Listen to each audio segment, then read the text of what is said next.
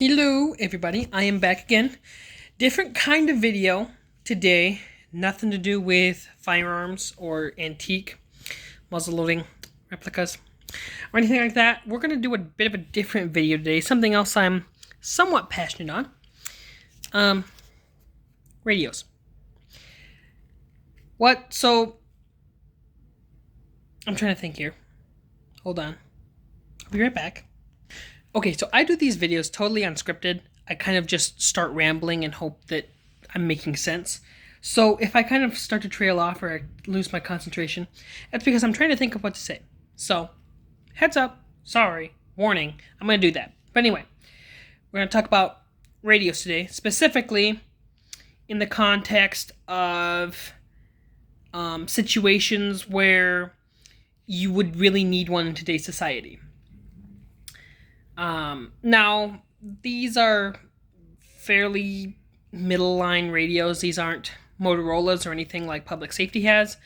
But these radios that I have are better grade than your normal walkie-talkies that you pick up at your Walmart or your Fleet Farm or whatever. Actually, one was making noise here. Hold on. Anyway, the main kind of radios that you're going to pick up are going to be your little FRS or GMRS radios. Those are governed by the FCC, and basically, if you're on FRS, if you have an FRS only radio, you can use them all the time. If you have an FRS GMRS radio, you can only use the FRS channels, not the GM, or you can use all the channels, but you can't use the maximum power when you're on GMRS. And I'll get into the differences and the specifics of FRS, GMRS, amateur radio or ham radio, public safety radio, and even some VoIP radio stuff, because I do some of that too. So hold on, I'm going to switch my camera and we'll be right back. Alright, so pardon the kind of clutter, but I have basically all three different kinds of radios that you can get that aren't your FRS and GMRS radios. I'm going to kind of go through what each of them is, what each of them does, and then I'll get into FRS, GMRS, and some of the licenses you can get, including ham radio and public safety band and all that. So, you've got your Walmart walkie-talkies. I don't have an example here, but you know what they look like. And basically, those are specifically programmed so that anybody can talk on them, or pretty much anybody can talk on them. These are your very basic entry-level ham radios. These are, this is a Baofeng. This is not a UV5R. This is a BFR3. You'll see, if you look up Baofeng UV5R, you really won't see a difference besides this extended battery pack. This one just is made specifically for ham radios. It has a bit of a different ham band that it can go on. That's getting beside the point. But basically, Baofeng UV5R and 5R clones, those are your very, very basic ham radios. Those are 5-watt maximum powers. And you just basically program a channel in here, and it'll do UHF and VHF normally. I'll get into that here in a second. You know what? Stop. We're going to stop, and we're going to go over UHF, VHF, and everything. Like I said, I ramble. So, starting out with licenses. Your FRS radio, which stands for Family Radio Service, anybody can talk on. They're license-free. There's another license-free band called MURS, or MURS, Multi-Use Radio Service, which is also, you can also buy those radios and talk without needing a license. They're kind of used for different things. MURS radios will probably be better over big, flat, wide plains, but FRS radios will be better in a urban environment, such as a city or places with a lot of hills or a valley or something. So, anyway, you have your FRS, and then you have GMRS. GMRS stands for General Mobile Radio Service. There is no test that you need for that. You just basically pay a fee to the FCC, and then they give you a license and a call sign. Now, your call sign for FRS, or for GMRS, is, I don't remember how long it is, but basically everything besides the license-free radio bands. And don't quote me, but I think there's one way up on like 900 megahertz. There's some license-free band there too. But anyway, everything besides your license-free radio bands, you're going to have some sort of call sign. So I have my amateur radio license. I'm an amateur radio technician is my license level. That's the lowest level for ham radio. That's basically what I need. I don't really need to do any high frequency or antenna bouncing, stuff like that. I really don't deal with that. But my call sign is Kilo Echo Zero Whiskey Whiskey Lima, or KE0WWL. That is my call sign. That is so when I am on a frequency that's not a license-free frequency, I have to identify myself so that if the FCC is listening, or if there are any other ham radio operators or anybody else on that channel, they know who it is, because they can go and look at my call sign so they know that I'm there and I have the rights and permissions to be there. Because there are certain portions of the radio band that are allocated for certain things. But anyway, we're kind of getting off track here. Basically, what you're going to need in a prepping or kind of urban survival or whatever kind of frequency, what you're going to be using, the radio you're going to pick out is going to be one of basically 4 categories. You're going to have analog radios, which are, we'll get into that in a second. You have digital radios, you have VoIP radios, and then you have public safety or encrypted radios. Now, encryption is very frowned upon for non-defense entities or non-public safety entities. You can do it in certain places with certain rules, but as far as legally, you pretty much can't do it. But there are ways you can kind of get around it if you know what you're doing. But anyway, we'll get into that. We'll kind of jump back into the radios so I can explain what you'd be looking at and things that you can kind of do here. So, like I said, this is your basic standard issue, basic ham radio. This one does UHF, which is 400 to 480 megahertz, and VHF, which is 136 to 174 megahertz. And I know when I first started in ham radio, I was like, what's a megahertz? What is this whole megahertz thing? Well, if you're on your car radio, right, and one of the stations around here that I listen to for country music is 100.9. Well, that number is 100.9 megahertz.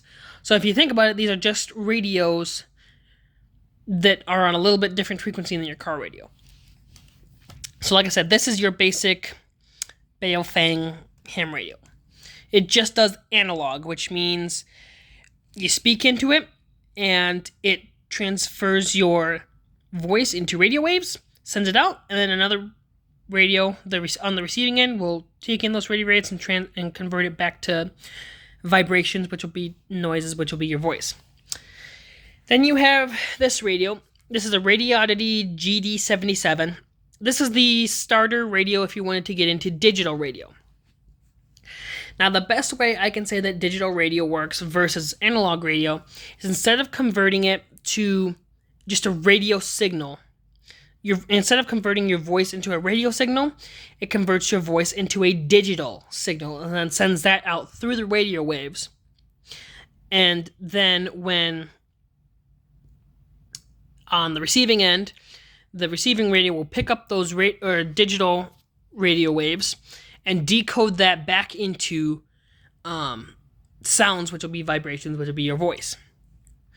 So, it's a little bit different, and I'll get into that here in a second. And finally, you have your VoIP radio. Now, this looks like both of these other radios here, but this is basically a cell phone. If I power it on here, you can see it's got a digital touchscreen, and it has Zello on it. And Zello is a push-to-talk walkie-talkie app.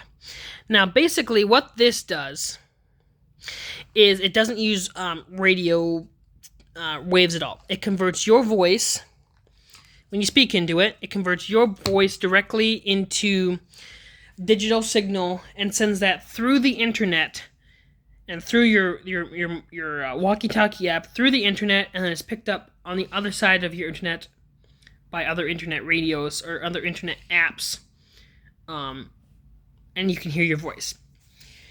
Now, compare and contrast. The clearest signal you're going to have, I mean, as far as like hearing people's voices and their inflections and all that, It's going to be this one. It's going to be the VoIP because you're basically just talking on a cell phone. Now, the big and major downside to these are two one really big one, but it's kind of fractioned into two parts here. The first problem with these is they run off of internet. So if your internet service goes down, this is worthless. It doesn't do anything. It won't connect and won't do anything. Secondly, because it only connects to internet, you basically have to always have this within range of your Wi-Fi or buy a SIM card for it. I bought a SIM card for it. It's like $5 a month or $10 a month or something, which is fine, and for what I use it for, it works. But just keep in mind that you're basically going to have to always be paying for this thing. Second, and this is a highly controversial opinion, but as far as how your voice sounds on analog versus digital, it's kind of a toss-up. Because if you're just talking, to your next door neighbor or your neighborhood watch, your analog radios are going to be fine because they'll be within easy range of each other. And I wish I had a demonstration for you here. But basically, the way analog signals work, the farther out you get, the more scratchy, the more distorted your voice becomes. And that's not the case with DMR or digital radio. Basically, with digital radio, because it's a digital signal, whereas if we were transmitting at the same, if I set up a walkie-talkie, 2 miles away, you could probably barely hear this thing, and if I was transmitting on digital, you could probably hear this thing. And that's because, whereas this gets scratchier and scratchier and scratchier and scratchier, and you can barely make stuff out, this just keeps going until it stops. So if we're driving away, and I'm driving away at a constant rate, you'll hear me, my word, I cannot speak today. You will just keep hearing me until you don't. It'll just be a sudden cutoff. So that's one of the reasons that I prefer a digital radio over analog. With the digital radios, though, there's another downside, which is if you don't know what you're doing, they are extremely hard to program. This just figuring out what's called a code plug, which is basically the channels and how and setting up the digital portion of this radio probably took me a month after I bought this radio because I had no idea what I was doing, and I just had to basically play around with settings until I figured out what I was doing. Watch a lot of YouTube tutorials, a lot of things. But let's set up. You probably heard I'm going out to lunch with our daughter. Okay, perfect. Today, and then we're So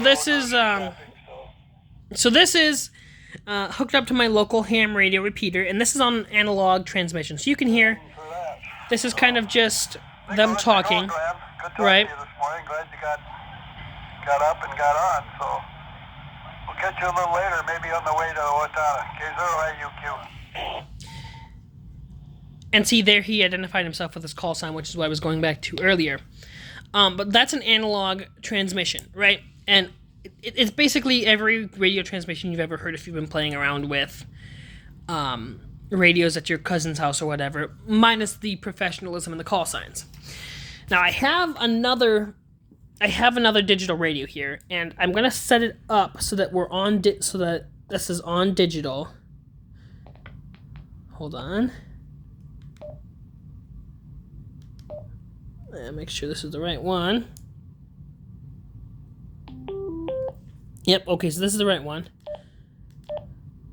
Alright, so I'm on the right channel. And I'm going to set this over here.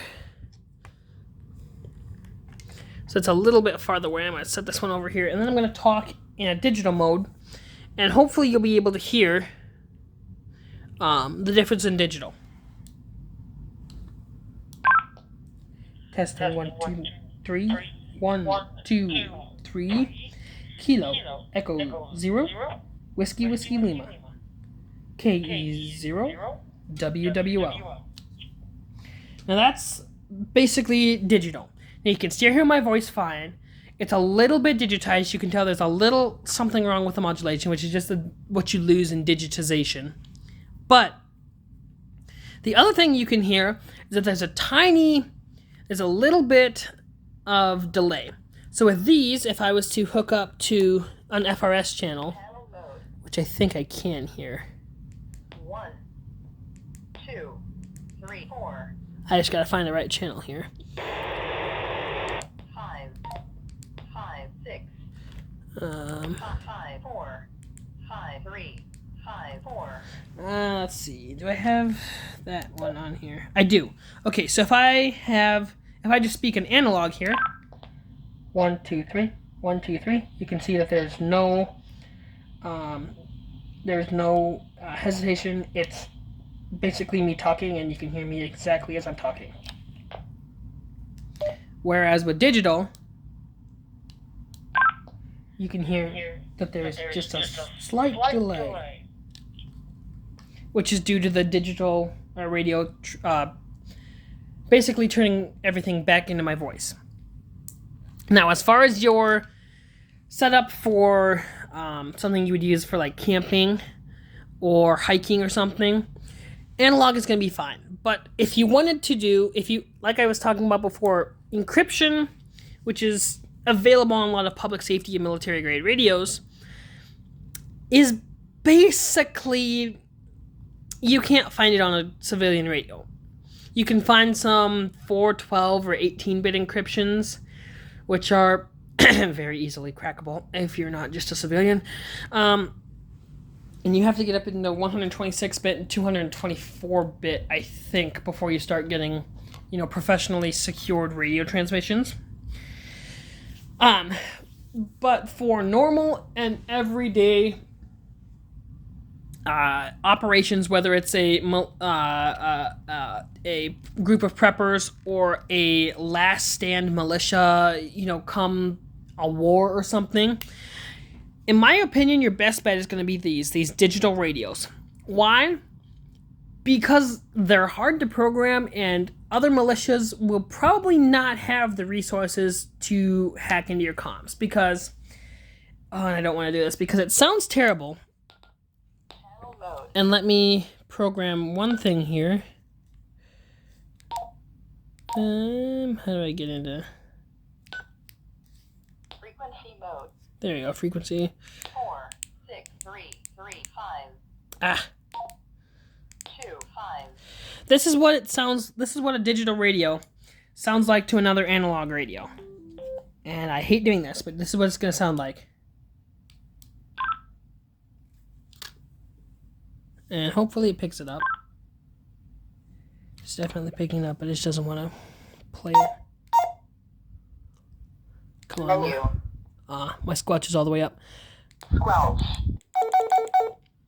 I just have to turn my squelch down here. Confirm. So turn my squelch down. This is what it's going to sound like. It's still not picking it up. Because of course not.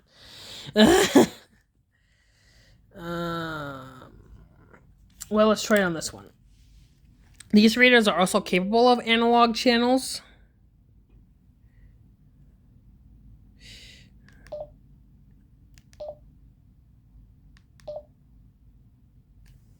I think this is the right channel.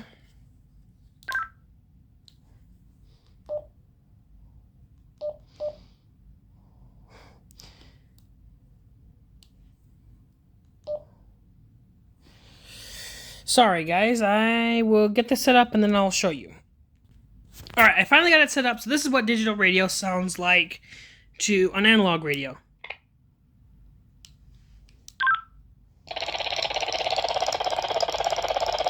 Even though I'm talking right now, all the analog radio is picking up is a bunch of static.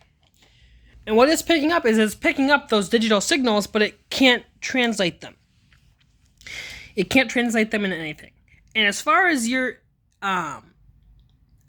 some radios which will say they have privacy codes, they are nothing but CTCSS or DCS tones, which are basically make you so you're not able to hear anybody else, but you could set up your privacy tones, and if someone has 0 privacy tones, they will hear you, you just won't hear them.